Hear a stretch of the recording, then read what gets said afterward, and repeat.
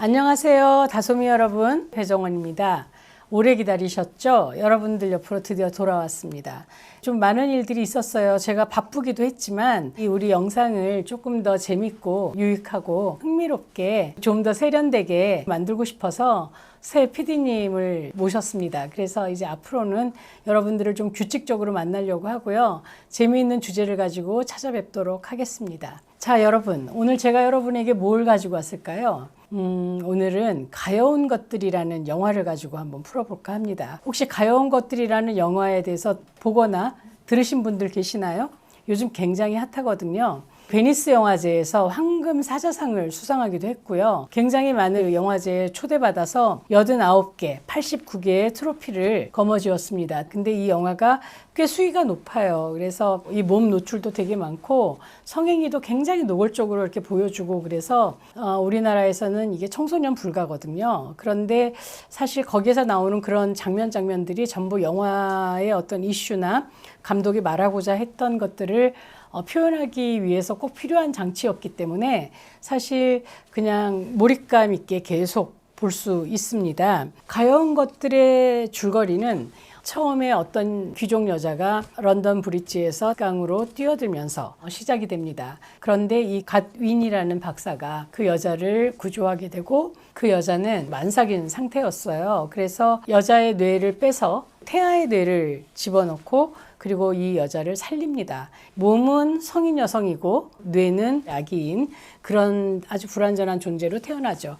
그래서 갓윈 박사는 이 벨라를 교육시키면서 키웁니다. 보호하면서 키우는데 그러다가 한 바람둥이 변호사가 벨라의 존재를 알게 되면서 벨라를 꼬셔서 벨라와 함께 여행을 떠나게 됩니다. 어쨌든 그 덩컨을 따라서 벨라는 계속 섹스를 하고 어떤 육체적인 그런 어떤 쾌감에 대한 탐험을 하면서 세계의 여러 가지 모습들을 보면서 점점 지적으로 성숙해지고 어른으로 성장하게 됩니다.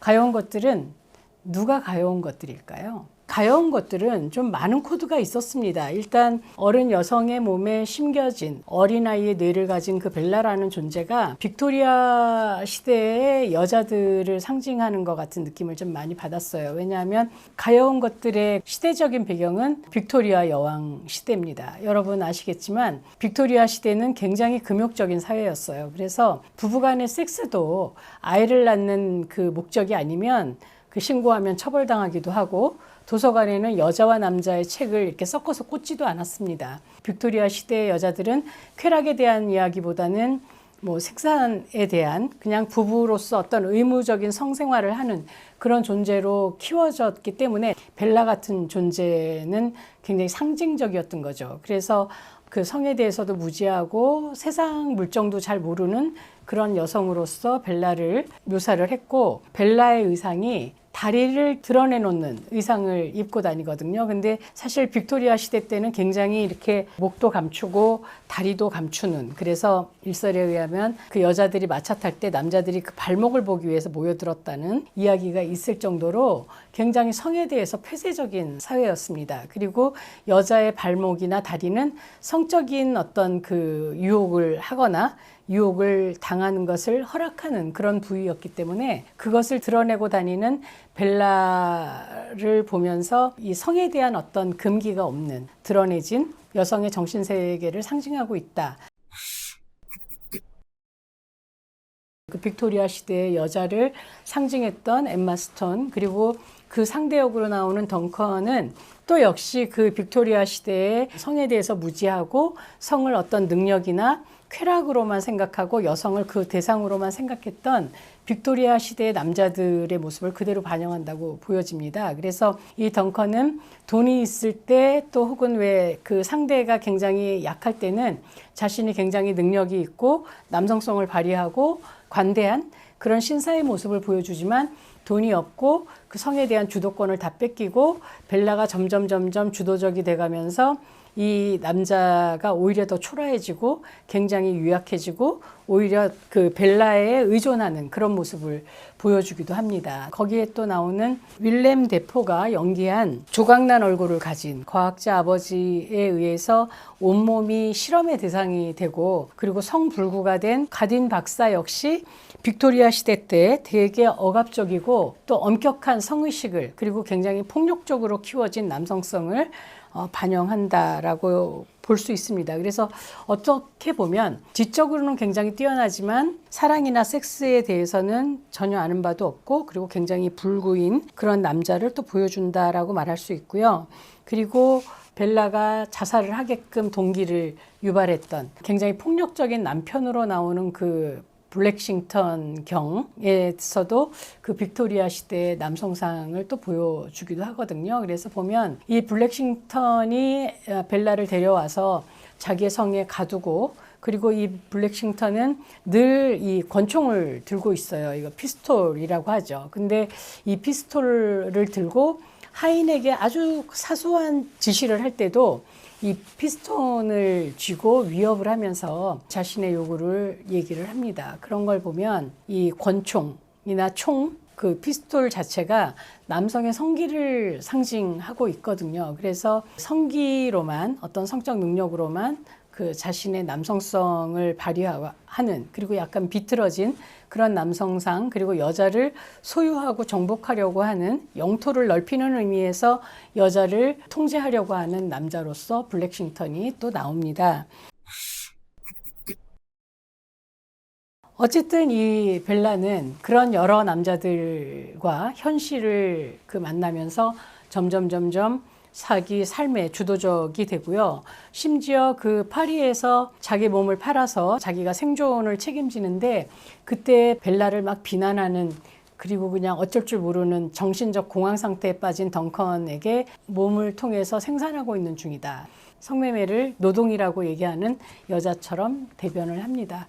사실은 벨라에게는 윤리적인 어떤 그 경계가 너무 높거나 심하지 않았기 때문에 내 몸을 내가 먹고 사는 어떤 그 생산적인 그런 도구로 사용하는 게 그렇게 거리낌이 없었던 것 같아요. 그리고 세상을 공부하는데 그것도 그 공부라고 생각을 했지만, 어쨌든 그 벨라가 성을 파는 여자로서 남자들을 만날 때마다 좀 뭔가 마음으로 혹은 왜 인간적으로 이렇게 접근해 보려고 했지만 상대들은 전혀 그런 것을 기대하지도 않고 할 줄도 모르는 사람들이었어요. 그러다 보니까 벨라는 점점 정서적인 어떤 교류 없이 몸으로만 만나는 그런 섹스들을 통해서 고갈되어 가고, 그리고 굉장히 이 건조해지는 그런 자신을 발견할 수 있었죠. 이 영화에서 또 굉장히 재밌게 제시하고 상징하는 것 중에 하나가 바로 여자의 음액인데요. 이 블랙싱턴이 이 여자의 어떤 음란함 혹은 왜 성적인 욕구, 성흥분, 성에 대한 감각, 이런 것들을 다 통제하기 위해서 하려고 했던 게 바로 음액 제거술이거든요. 실제로 빅토리아 시대까지 많은 남자들이 그 여자의 성에 대해서 굉장히 두려움을 느꼈고, 그리고 음액에 찔리면 죽는다, 뭐 이런 얘기도 있었고, 그리고 자궁에는 이빨이 있어서 자기 성기가 거세될 수도 있다라는 공포를 많이 가지고 있었어요. 그래서 어떻게 보면 여성 할례의 일형인, 지금 뭐 감비아나 뭐 혹은 뭐 수단이나 이란이나 이라크나 이런 데서 하고 있는 여성 할례의 첫 번째 그 유형도 음액을 도려내는 거거든요. 그래서 여자의 어떤 성적인 감각을 느끼는 가장 진원지인, 오르가즘의 가장 많은 퍼센트를 가지고 있는 그런 가능성을 갖고 있는 음액을 도려냄으로써 여자를 굉장히 수동적이고, 그리고 굴복시키고 순종시키려고 하는 폭력적인 남성성에 대한 이야기를 이 영화가 하고 있다라는 생각이 듭니다. 또 하나 숨겨져 있는 거는 그 벨라의 그 어떤 표정이나 혹은 화장을 보면서 멕시코의 유명한 그 페미니스트 화가였죠. 프리다 칼로가 계속 생각이 났던 거예요. 이 프리다 칼로는 어렸을 때 사실 굉장히 그 심한 교통사고를 입어서 온몸이 거의 산산조각이 나는, 뼈가 산산조각이 났고 평생 그 고통을 겪었고, 그리고 자기가 너무 사랑했던 그 디에고라고 하는 멕시코의 유명한 화가지만 아주 유명한 또 남봉꾼, 그래서 결국 그 프리다의 여동생과도 불륜을 저질렀던 그 디에고를 통해서 이 프리다가 일생을 살아가면서 계속 상처받고 그 성에 대한 어떤 주도성을 찾아가고 자신을 여자로서 받아들이고 그리고 각성하고 그런 모습이 이 벨라를 통해서도 좀 구현되지 않았나. 이 소설을 쓴 작가가 프리다를 좀 생각하면서 쓴 것도 있지 않나라는 생각을 했습니다. 자, 결론. 가여운 것들. 어떤 분들은 그렇게 얘기하셨더라고요. 성에 대해서 굉장히 무지했던 벨라. 갓윈 박사에게 어떻게 보면 그 이용당해서 새로운 어떤 그 이상한 삶을 살아야 했던 벨라나 그런 여자들이 굉장히 가여운 것들이다라고 얘기를 하신 것도 봤는데, 전 오히려 그 빅토리아 시대 때 그 섹스가 생산을 위한 통로뿐만 아니라 섹스가 사람과 소통하고 사람이 자기를 발견하게 하는 어떤 그런 통로이고 방식이고 상대를 이해하고 그것을 통해서 행복과 사랑을 얻는 그런 것이라는 걸 몰랐던, 성을 그냥 도구로만 생각했던, 쾌락으로만 생각했던, 능력의 발휘로만 생각했던 그 남성들이 가여운 것들이 아닌가 하는 생각을 해봤습니다. 현실에서는 여자들은 던컨을 더 매력적으로 느낄까요? 맥스를 더 매력적으로 느낄까요?